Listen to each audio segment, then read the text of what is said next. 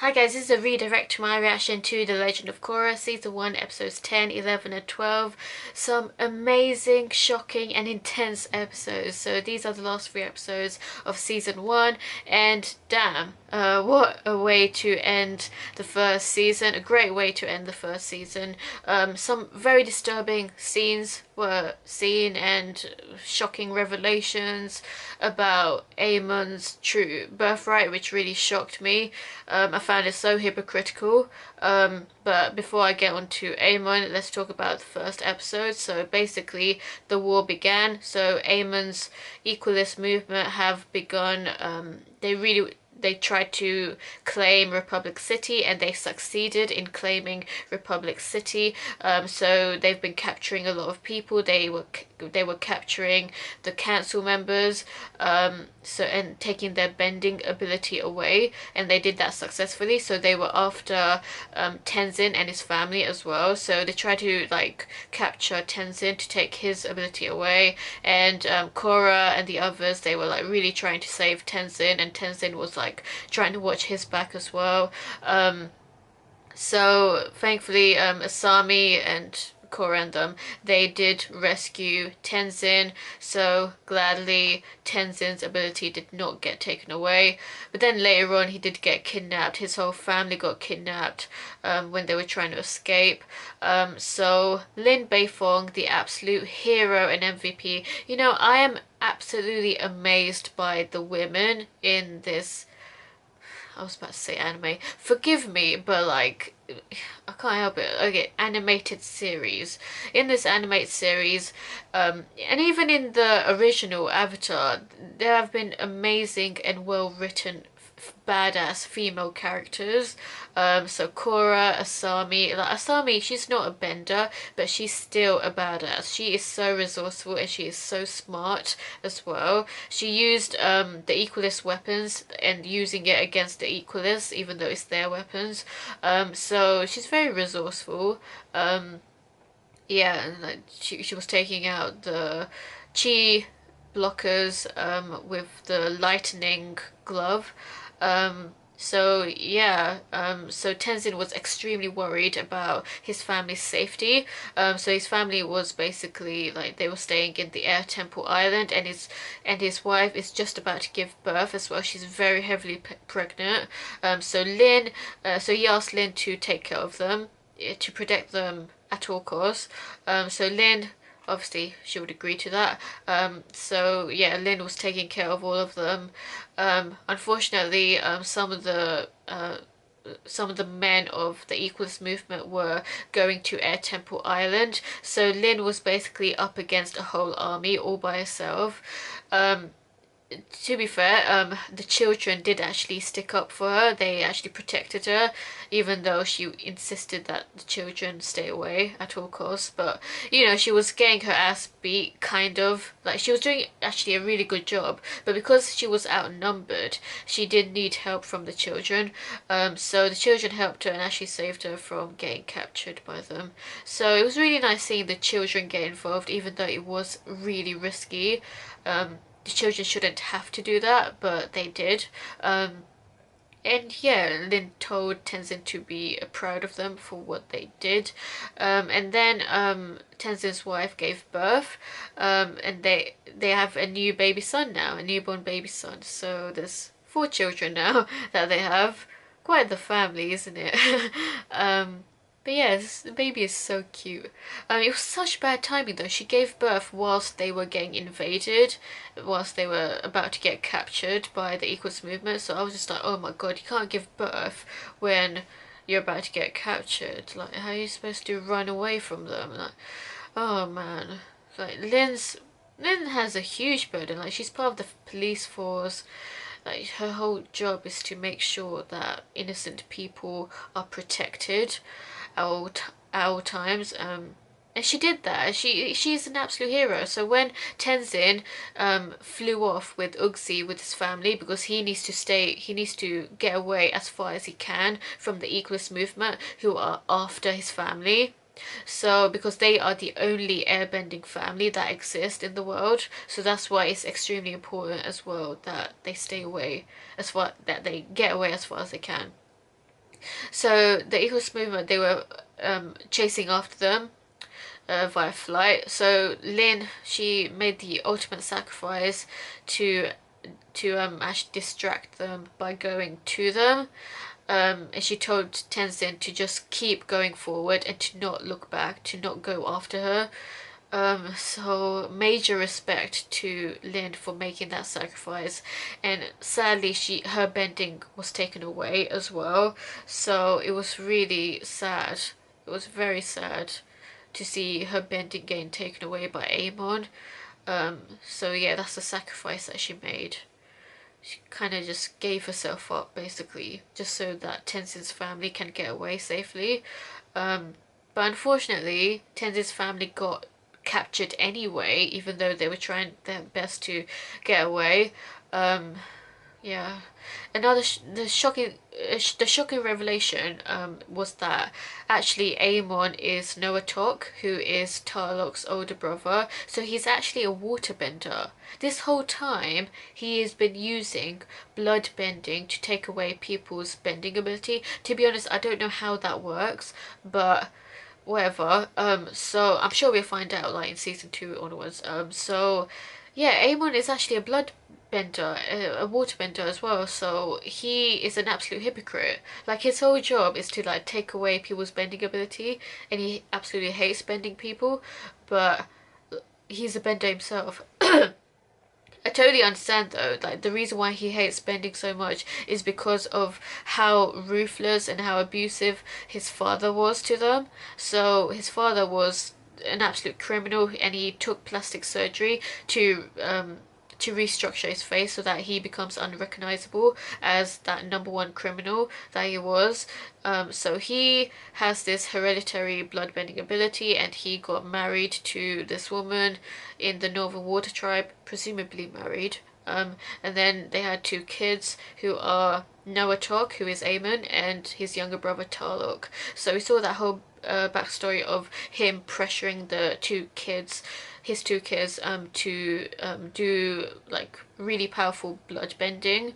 And he also told them that he's actually a criminal.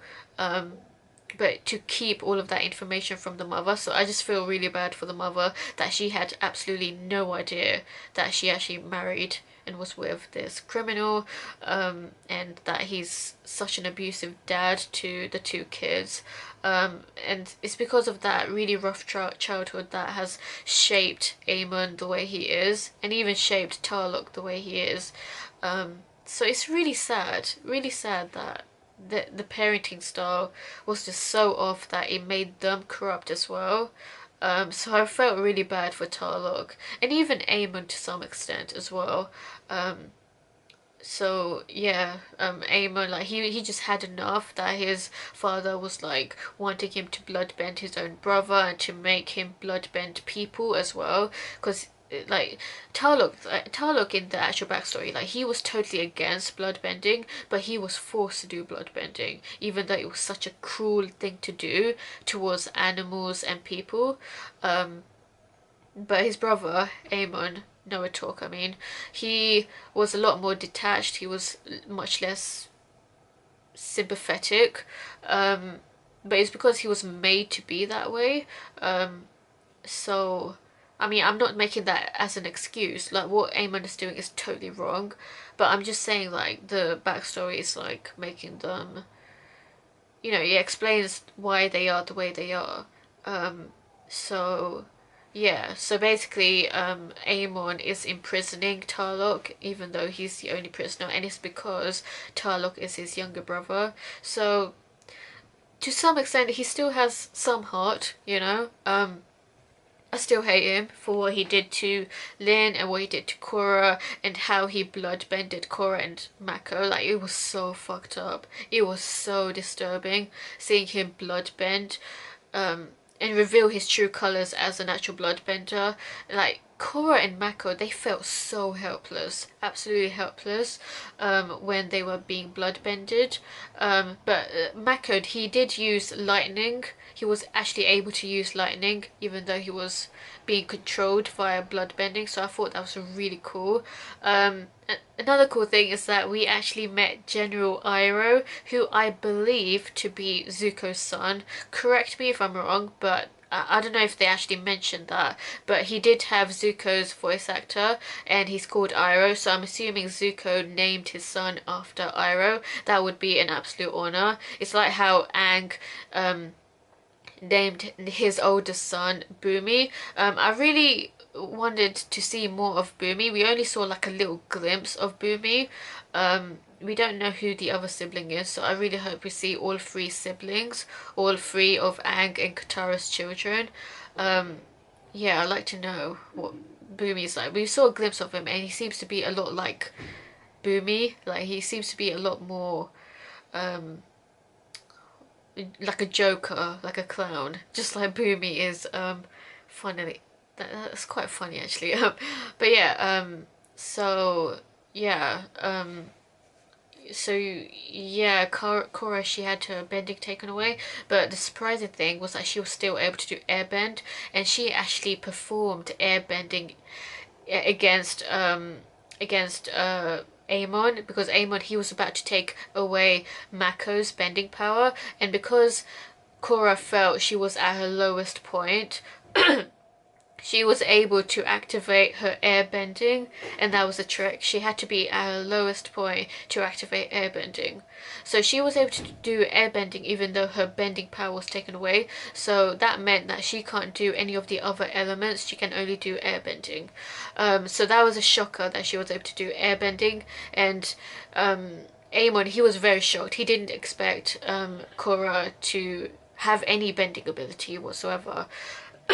So yeah, that was amazing to see that. And then she made him actually fall to the sea, and that's when he actually showed his true colors, that he is a waterbender, in front of all the people that were supporting him. So Korra was actually right all along, so I'm so glad that Korra's truth was finally realized, because when she tried to expose him the first time around, Amon was one step ahead. He's always one step ahead. Like, they had so many weapons and so many different strategies. Just like, he's always just one step ahead against Korra, and it was just like, what the hell, man? Um, what I really didn't like though was like how open Mako was with how much affection he showed for Korra in front of Asami. Like, I felt really, really heartbroken for Asami. I felt so bad for this girl. Don't get me wrong, I do like Mako and Korra together, and I would prefer them to be together, and I'm glad that they made up right at the end. I really like that kiss, but I just felt so bad for this girl. Like, I've been in that position myself, and it sucks so much to be in that position where the guy chooses the other girl, you know? Like, it's heartbreaking. It really is. And we've seen her face so many times where she is absolutely sad. This girl has been through so much. Her own dad tried to kill her, and that was the tipping point for me. I actually cried in episode 3. I actually cried a little bit, just a little bit. Just it's just so sad, because her own dad is an absolute traitor, and he's not seeing reason as to what he's doing. Like, he's so full of hatred and revenge that he wants to avenge his wife's death because she got killed by a firebender, and Asami's like, no, that's not the way to do things. She completely disagrees with his way of thinking. So that's where the beef comes from between the father and daughter. And her own father tried to kill her as well. And I was like, you scumbag, you absolute horrible man. You absolute horrible father. Like, come on, man. Like, she has been through so much. Like, her own boyfriend cheated on her and can't even admit the truth to her, that he has mixed feelings about Korra and her as well, and that he pretty much prefers Korra, to be honest. And even like said to Korra that he loves her, so like, you know, It's just, jeez, man. Like, I hope she can move on, and I hope like her friendship does not get shattered because of this whole love triangle situation. Personally, if I was in that situation, I would just cut off all ties with both of them, because I mean, if I was in a relationship, I would be particularly attached. I get pretty attached, to be honest. And I just feel quite betrayed, to be honest. I'm sorry, but like I would though. I'm not saying that I'd resent the girl, but I'm just like saying like I wouldn't be able to see them again and see them in the same way again. I just see like these two people kind of went behind my back and did all that shit. So I'm sorry, but like I'm just like, I'm being honest. Like if I was in Asami's position, I would be absolutely heartbroken. Um, I'm not saying like I would completely like stop my friendship, but I don't know, like it's quite hard to say, to be honest. It really depends. um but it's just, I just felt so bad for this girl. And anyway, I just hope she finds someone better, someone who actually sees her. Like she's amazing. Like I don't understand like why Mako like didn't see her worth, you know? Like anyway, man, she's beautiful, and she's so smart. She's so kind as well. She's a very kind woman. She's not like a spoiled brat, you know, like most rich people are. She's actually a nice person. But anyway, whatever. Like, it's his loss. It's his loss. She'll find someone better, and I really hope she finds someone better for herself. Well, to be honest, like you should just be single for now. Really, like there's nothing wrong with being single. Anyway, be a strong, independent woman. Anyway, so like the ending of like how Aang actually restored Korra's ability. To be honest, I actually thought that it might have been better in a way to see Korra struggle a little bit more. Just hear me out, okay? So if Korra, like, it would have been nice character development for her to like rely on just one bending ability, and it really would show like how much hard work and effort she would put instead of giving her all four elements. But it's understandable. Like, to be honest, I didn't know that you could actually restore bending power with the avatar state. But I mean, I don't know. Does this feel how do you say it? Dirt Ex Machina. It just felt a little bit Dirt Ex Machina because they went through so much. They went through so much effort to do all this, and then they finally, and now it doesn't really feel like a sacrifice anymore because Lin has her bending ability restored. Don't get me wrong, I'm glad that her bending ability is restored, but I just feel like it kind of weakens her sacrifice, and it weakens Korra's sacrifice as well. I don't know, I just feel it would have been quite interesting to see a whole season of Korra just relying on airbending, even though that wouldn't be totally cool, but she could learn energy bending or something in the meantime as well. I don't know, like I just felt, in a way I like it, but in a way I just feel it's too much of a problem solver. And to be honest, this bloodbending ability is way too OP. So I just feel it's just way too powerful of an ability, and it was quite disturbing. Um, Anyway, Amon actually got away, so that's why Korra was really down, as well as her bending ability being taken away, until she actually met Aang and the other past lives and him restoring her bending ability. So Korra still she has her four elements now, and she actually made it up with Mako. Mako revealed to her that he loves her, and she revealed to him that she loves him too, so happy couple.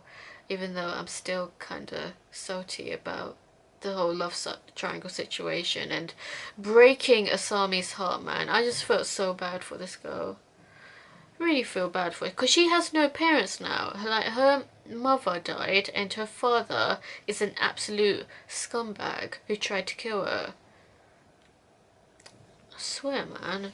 I swear to God. Anyway, yeah, that's my thoughts. Really good episodes, actually. So what did you think of these episodes? What do you think of the first season of The Legend of Korra? And stay tuned for more.